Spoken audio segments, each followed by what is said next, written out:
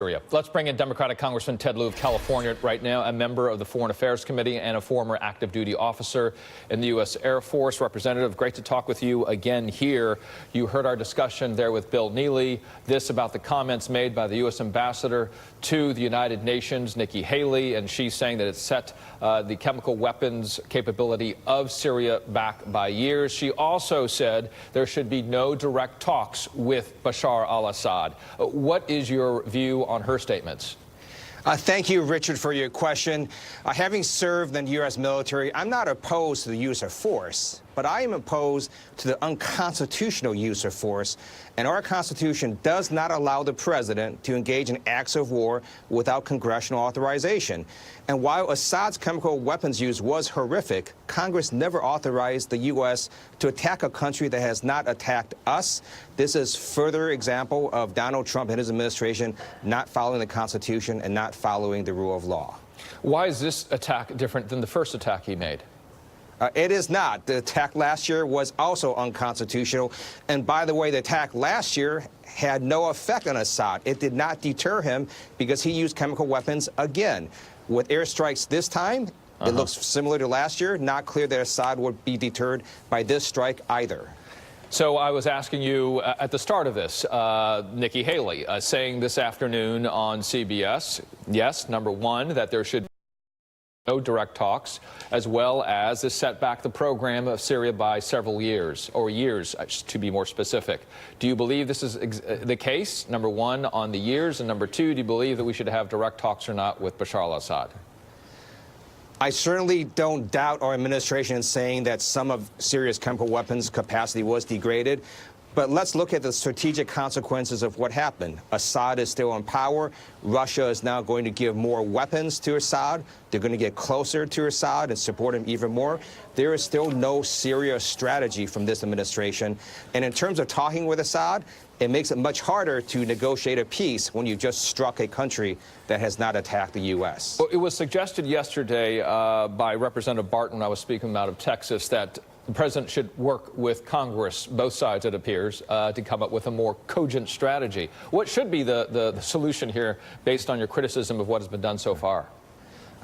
I agree with Representative Barton. The administration definitely needs to try to work with Congress. They haven't even tried. They have not presented a comprehensive strategy to Syria, and it caused so much consternation that Congress, on a bipartisan basis, which is not often, passed a law telling the administration to provide Congress with a strategy on Syria.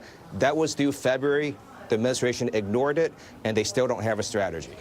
I want to move on to another subject that you've been certainly very involved in, and that is what we're looking forward towards on Monday in terms of planning. And that is at 10 a.m.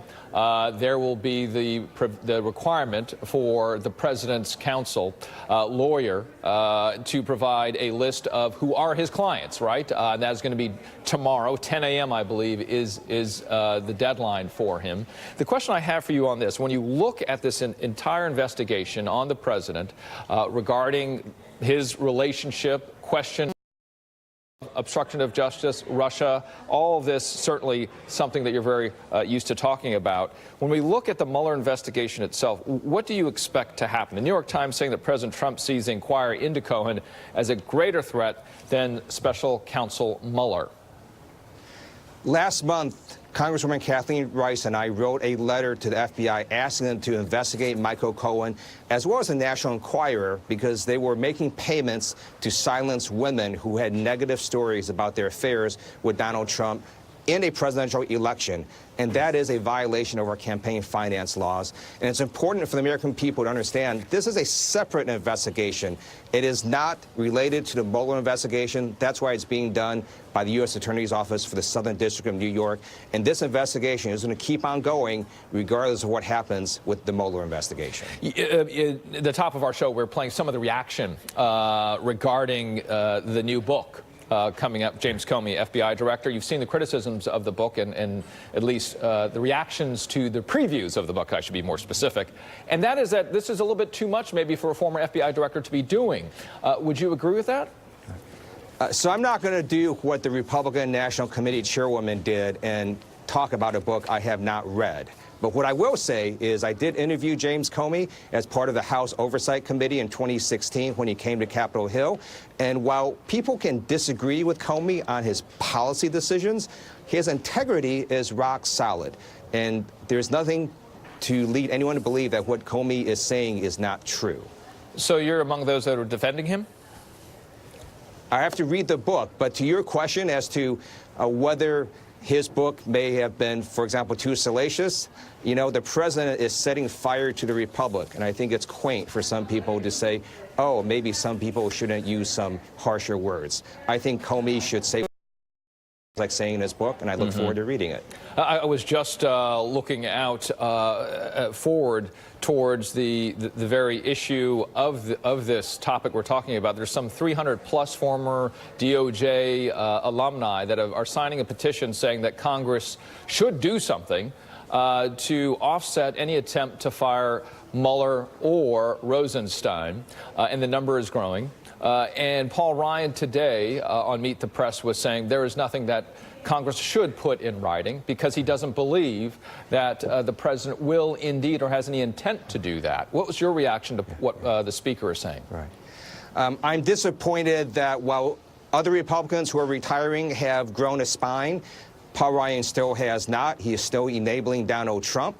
I am a co-author of legislation in the House to protect Robert Mueller as well as Deputy Attorney General Rod Rosenstein. I believe Congress absolutely must pass this law to keep Donald Trump from acting lawlessly. What does the passage of Paul Ryan, now saying that he's not running, mean for Democrats? Democrats, in our latest poll, the NBC News Wall Street Journal poll, shows that you have an advantage of 7 percentage points in terms of those who were polled preferring Democrats as opposed to Republicans running Congress. What will you do as a Democrat? Thank you for referencing that poll. It also shows Donald Trump's approval rating going lower. And in terms of intensity, it's even further in terms of the gap between Democratic and Republican. That shows a really big blue wave coming in November. I think that was one reason the speaker chose to retire in advance of that blue wave. Yeah, but what will Democrats do differently this time? The energy is there, but the question is what will you do differently? Right. We've been focused on the economy. We have a better deal in terms of better wages, better jobs, and better skills. We want to continue to talk about the economy and why the GOP tax plan is such a disaster. And if you look at the counter land victory in Western Pennsylvania, that sent a very strong signal because the voters there already saw their paychecks. They could tell that this GOP tax plan was a massive giveaway to the top 1%. It did not help middle-class families. That's one reason Counterland won. That's one reason Democrats will take back the House this November. Representative, always a pleasure to speak with you. See you're back in Los Angeles where the weather is good. And I hope you have a great rest of your weekend. Representative Ted Lieu, Congressman of California, member of the